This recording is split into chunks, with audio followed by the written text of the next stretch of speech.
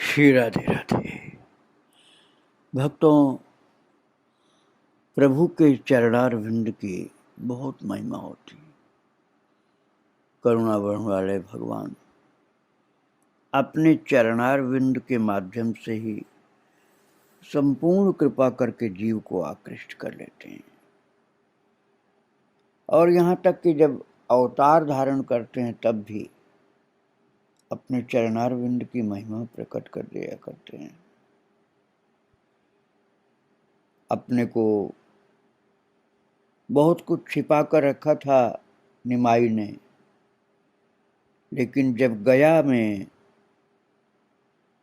पितृ का कार्य करने के लिए गए थे, अपने पिता के श्राद्ध तर्पण पिंडदान के लिए, तो कल आप श्रवण कर रहे थे भगवान श्री कृष्ण के पद चिन्ह देख करके, चरण देख करके, उनका पूजन करके,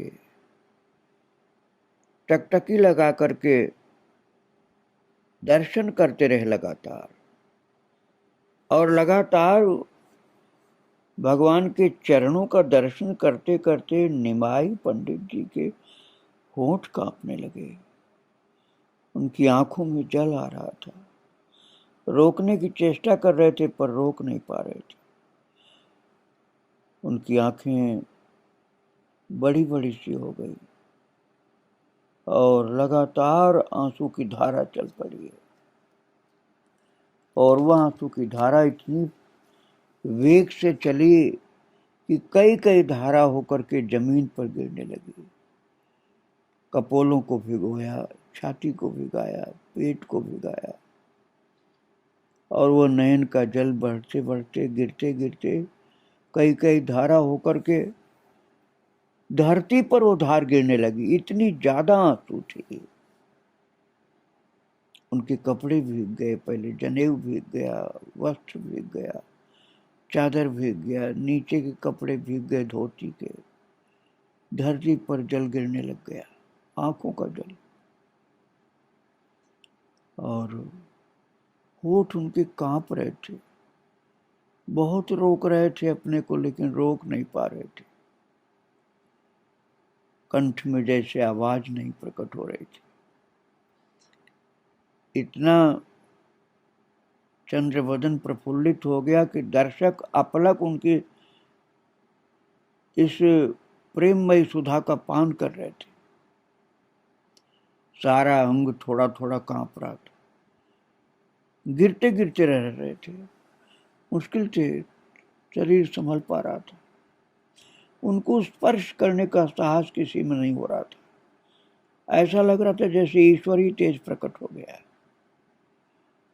जो भाग्यशाली लोग निमाई का दर्शन कर रहे थे उनमें थे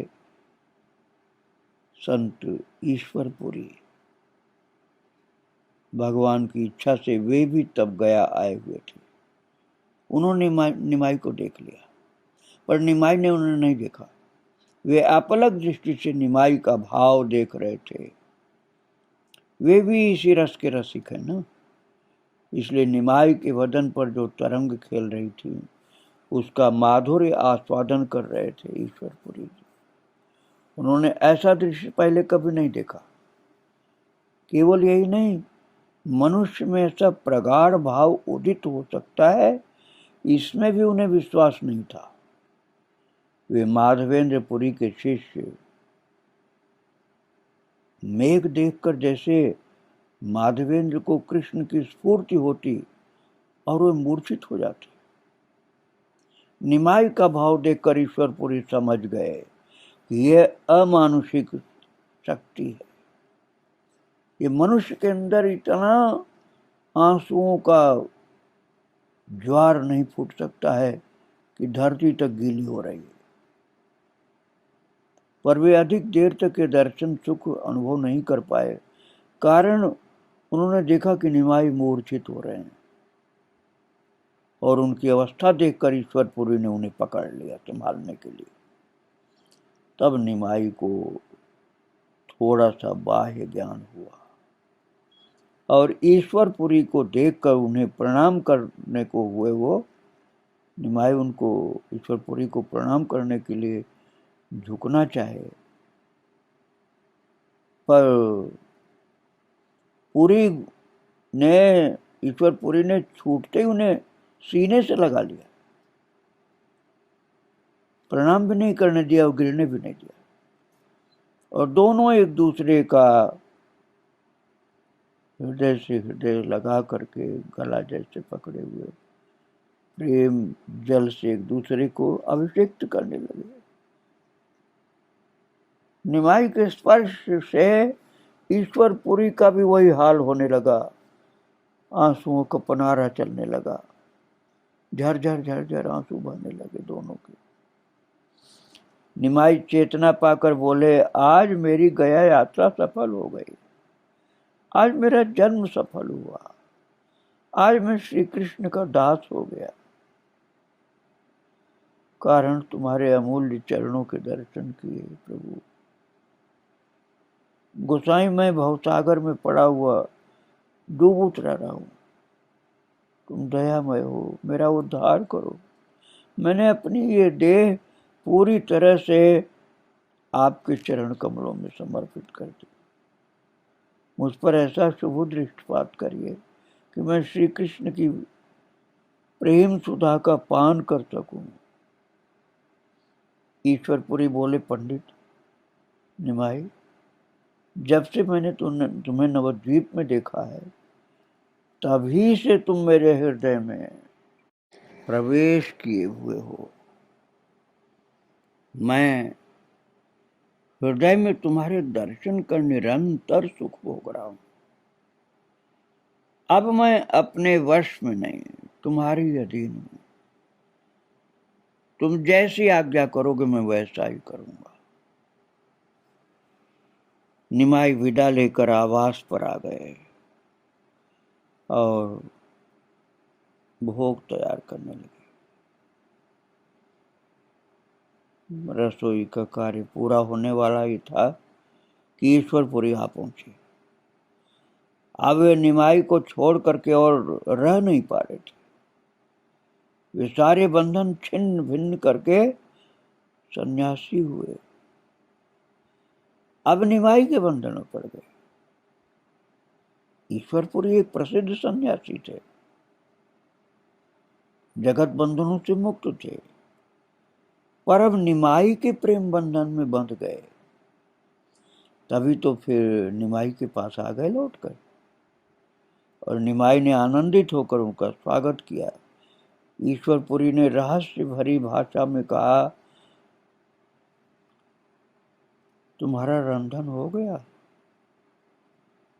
मैं भी क्षुधार्त होकर तुम्हारे पास आया, मेरे बड़े भाग्य।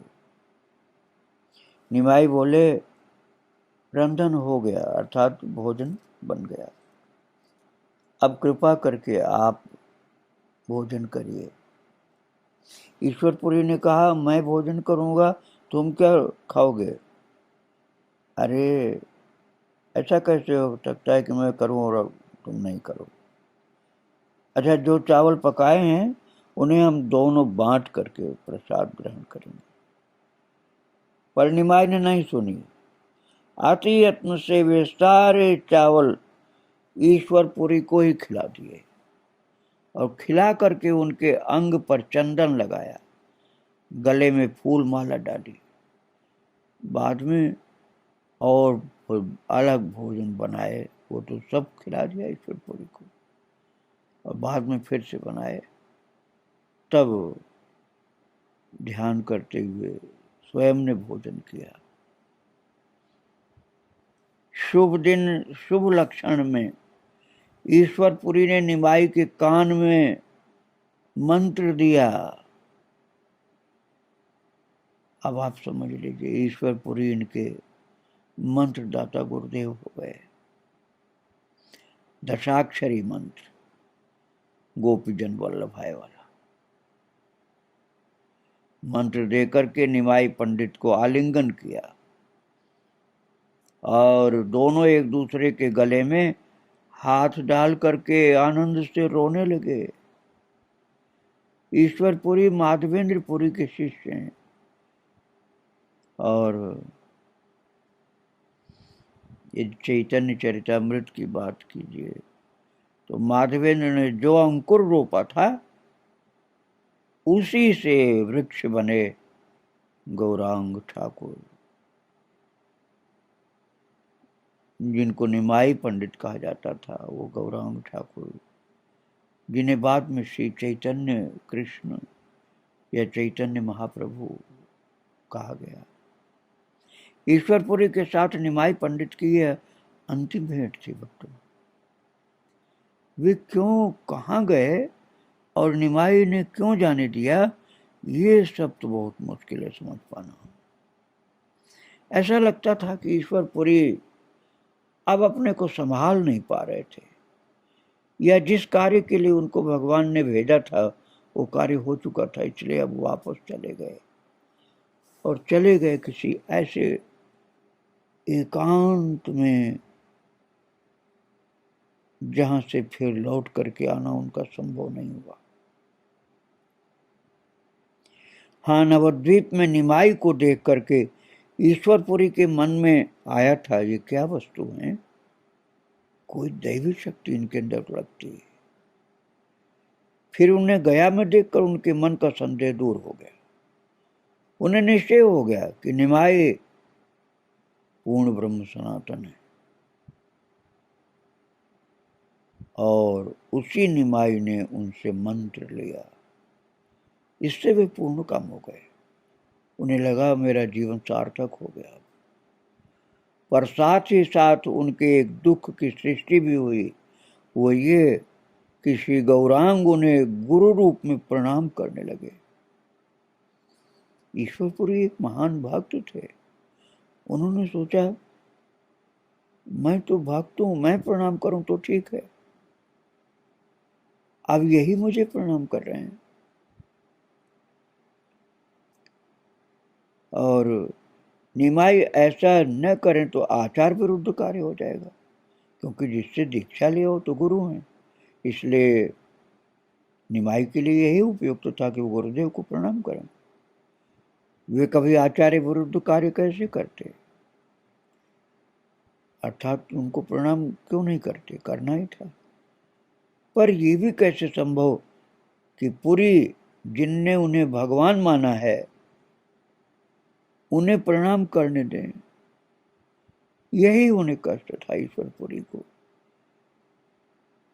कि हमारे भगवान और मैं उनको प्रणाम नहीं कर सकता। हमारे भगवान हमको मिल गए लेकिन मैं उनको प्रणाम नहीं कर सकता, वे मुझको ही प्रणाम कर रहे हैं गुरु मान करके। ऐसा कोई नहीं कर सकता कि भगवान प्रणाम हमको करें। इसीलिए ईश्वरपुरी भी ये कार्य नहीं कर सके कि मुझे रोजाना भगवान मुझे प्रणाम करें, ये अच्छा नहीं लग रहा था। तभी तो वो निमाई के पास से चले गए और निमाई का मधुर रूप हृदय में भरकर सदा सदा के लिए निमाई की छवि को हृदय में अंकित करके ईश्वरपुरी जी सदा के लिए चले गए। और गदाधर के पाद पद्म दर्शन किए हैं, तभी से निमाई की प्रकृति क्रमशः बदल रही है। दिन दिन भक्ति बढ़ती जा रही है। निमाई ने अब बहुत सारी शास्त्र की बातें छोड़ दिया, वाक्यालाप बंद कर दिया, देह की चेष्टा छोड़ दी। वे ऊपर की ओर मुंह करके पलक झपके बिना कभी देखते रहते, कभी स्वयं से बात करते, फिर कभी अकेले बैठे जाने क्या सोच करके रोने लग जाते। उनके साथी उनके इस भाव को जरा भी नहीं समझ पाते। कुछ पूछने का भी साहस नहीं होता, पूछें तो कोई उत्तर नहीं मिलता। वे देखते हैं कि निमाई के हृदय में कोई प्रबल तरंग खेल रही है, वो बाहर आने की चेष्टा कर रही है। और निमाई उसी आनंद में डूबे हुए हैं। पर वो कौन सा आनंद है जो अंदर हृदय में प्रबल तरंग खेल रही है और बाहर आने की चेष्टा कर रही है? वो है क्या? और भक्तों, निमाई पंडित तो अब गंभीर हो गए। जो महाचंचल थे, जो सबकी हंसी उड़ाते थे, वैष्णव तक की भी, वे एकदम गंभीर हो गए। एक दिन निमाई गया धाम में एकांत में बैठकर गुरु प्रदत्त मंत्र जप कर रहे थे, जो ईश्वरपुरी ने उनको मंत्र दिया था। और इसके बाद कृष्ण मेरे बाप कहाँ हो, ऐसा बोल करके चीखे और फिर मूर्छित हो गए, अर्थात समाधिस्थ हो गए। साथियों ने धीरे धीरे कुछ उनकी सेवा की, कोई चरण दबाए, कोई धीरे धीरे चरण के तलवे पोंछने लगे, कोई उनको संभालने लगे। और क्षण भर बाद चेतना पाकर के वे उठ बैठे, पर फिर निढाल होकर के गिर पड़े। वे उच्च स्वर से रोते रोते कहने लगे, कृष्ण मेरे बाप, मेरे प्राण, मैं तुम्हारे बिना अब और नहीं जी पा रहा हूं। मैंने बड़े कष्ट से धैर्य रखा है, पर और संभव नहीं। तुम और मत छिपो, तुम दयामय हो, दर्शन दे करके मेरे प्राण बचाओ। मैं तुम्हारे बिना भुवन अंधकार में देख रहा हूं। इस प्रकार कातर भाव से बोलते बोलते फिर वे जमीन पर लौटने लगे। बड़ी जल्दी जल्दी जमीन पर लोटपोट करने लगे। लोग उनको समझाने का प्रयास करने लगे, पर समझे कौन? निमाई तो अब पहले जैसे निमाई नहीं रहे। समझाने को तो कई अपने को विद्वान समझ के समझा रहे थे, लेकिन समझाने वाले फिर धैर्य खो बैठते थे। निमाई का वो करुण रुदन, वो आर्त, वो चेहरे का कातर भाव और आंखों की वो अविराम धारा आंसू की देखकर धर धर धर धर जो दोनों आंखों से आंसू की धार गिर रही थी, सब उनके साथ रोने लगे। कारण ये था कि सब घबरा गए कि अब इनको हम कैसे संभालें, इनका रोना कैसे बंद करें। तो निमाई बोले, तुम लोग घर जाओ और मैं घर नहीं जाऊंगा। मैं कृष्ण को खोजने वृंदावन चला। मेरी मां को तुम लोग सांत्वना देना। कहना, निमाई कृष्ण के लिए वृंदावन गया। ये कह करके जैसे कोई मतवाला हो, बावरा हो, विक्षिप्त हो, उस प्रकार की स्थिति में चिल्लाते रोते वृंदावन की ओर जाने की चेष्टा करने लगे। पर उनके सब साथियों ने उनको पकड़ लिया। तब चंद्रशेखर और निमाई के शिष्य बड़ी विपत्ति में पड़ गए कि हम लोग तो सब साथ में आए गया के यात्रा करनी, और ये सब हम सबको ये छोड़ करके वृंदावन जा रहे हैं। अंत में नाना प्रकार से समझा बुझा करके इसी तरह से निमाई को लेकर घर की ओर चले, और पौष माह के अंत में सभी नवद्वीप पहुंचे। निमाई आ रहे हैं सुन करके अनेक नदियावासी अग्रवर्ती होकर उन्हें लेने के लिए चल पड़े, और शची ये शुभ समाचार, शुभ संवाद सुनकर आह्लाद से प्रेम विभोर होकर के बाहर आई कि मेरा बेटा आ रहा। और विष्णु प्रिया भी, जिनका विवाह भी थोड़े दिन पहले हुआ था, धैर्य खो करके पथमुख दर्शन की आशा में लजाती हुई द्वार की ओट में खड़ी हो गई। तभी निमाई आकर के पहुंचे और मां को बाहरी द्वार के आगे देखकर उनके दोनों चरण पकड़ करके प्रणाम किया। शची माता अतिशय आनंद के कारण कुछ बोल ही नहीं पा रही। निमाई के लौट आने का संवाद देखते देखते नवद्वीप भर में फैल गया। पूरे नवद्वीप में खबर मिल गई सबको कि निमाई गया से लौट आए। और सनातन मिश्र और उनकी पत्नी सुन करके महाहर्ष में मग्न हो गए कि मेरा जमाई लौट करके आ गया। और भक्तों,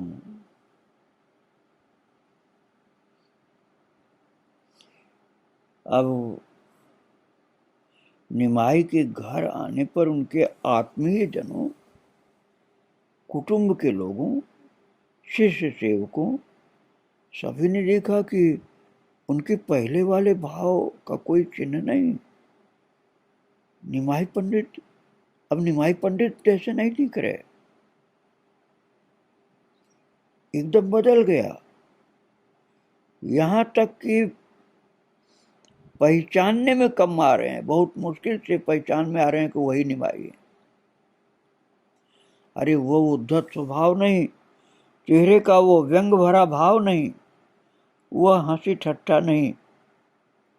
निमाई तो जैसे विनयावतार हो गए, मन वे सबके अधीन और सबके प्रति जैसे अपराधी हो गए। ऐसे देखते हैं कि हमसे अपराध हुआ है।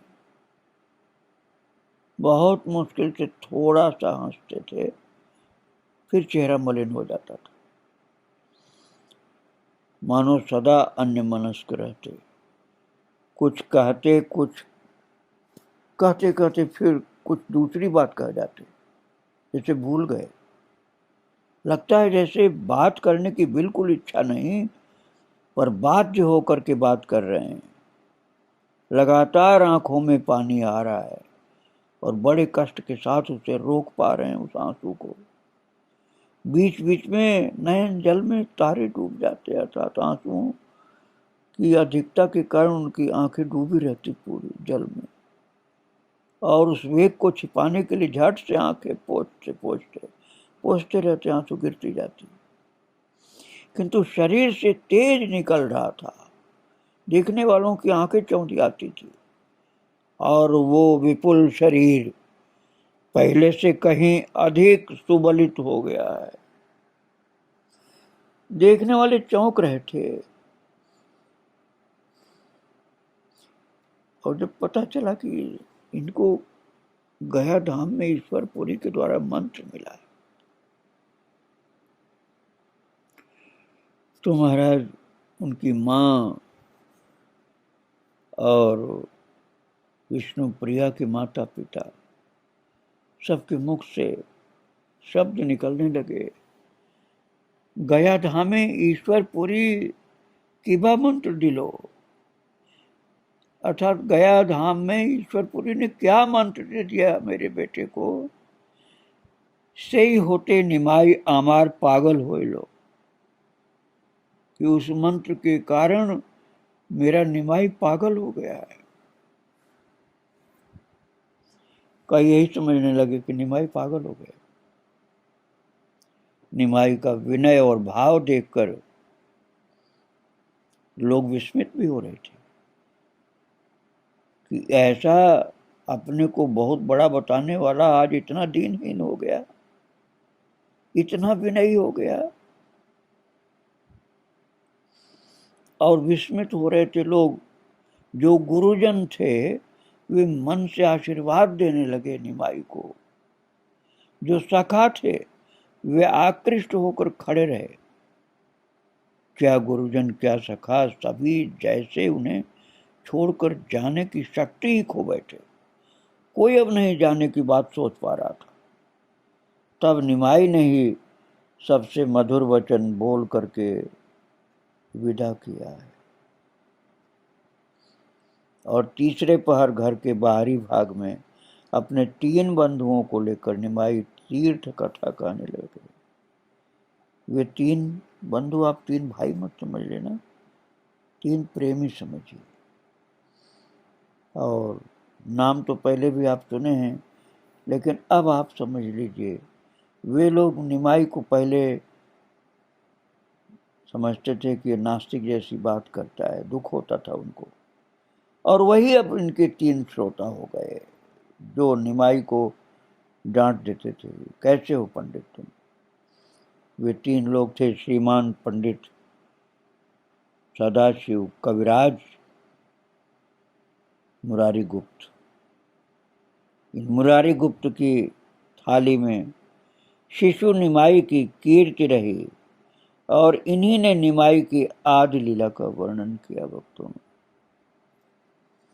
और तीर्थ की बात करते करते निमाई ने गयासुर का आख्यान शुरू कर दिया। श्री कृष्ण ने गयासुर के सिर पर अपने चरण कमल रखे थे, और वही चरण आज भी गया में विराजमान है। ये बताने के बाद निमाई ने कहा, भाई मैं श्रीपाद पद्म चरण कमल देखने गया, देखता हूं कि ब्राह्मण संत जिन पाद पद्मों का महात्म बता रहे हैं, मैं उन्हीं श्री कृष्ण के चरण कमल। बस बोलते बोलते निमाई चुप हो गए, जैसे वाणी बंद हो गई। इस पर मुरारी आदि ने उनके मुंह की ओर अच्छी तरह देखा, और देखा कि आंखों की पलकें नहीं गिर रही, और उनके जो तारे अर्थात नेत्र गोलक हैं वो स्थिर हो गए। निमाई का उस समय जो भाव था उसे व्यक्त करना बहुत मुश्किल है। एक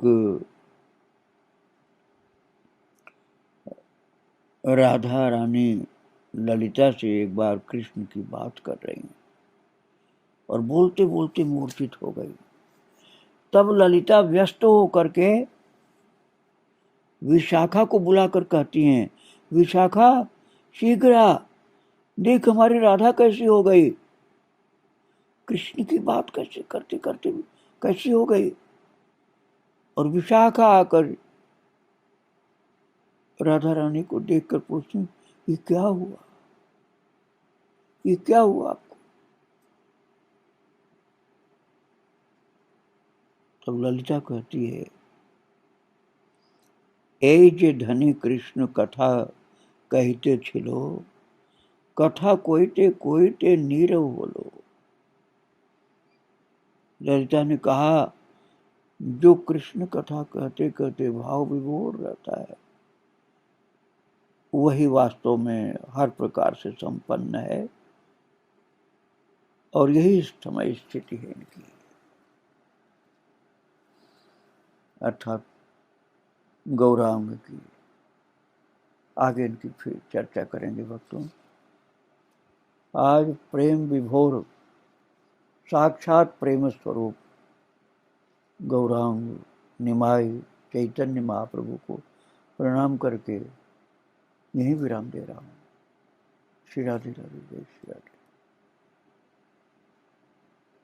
जय जय श्री राधे श्याम, जय जय श्री सीताराम।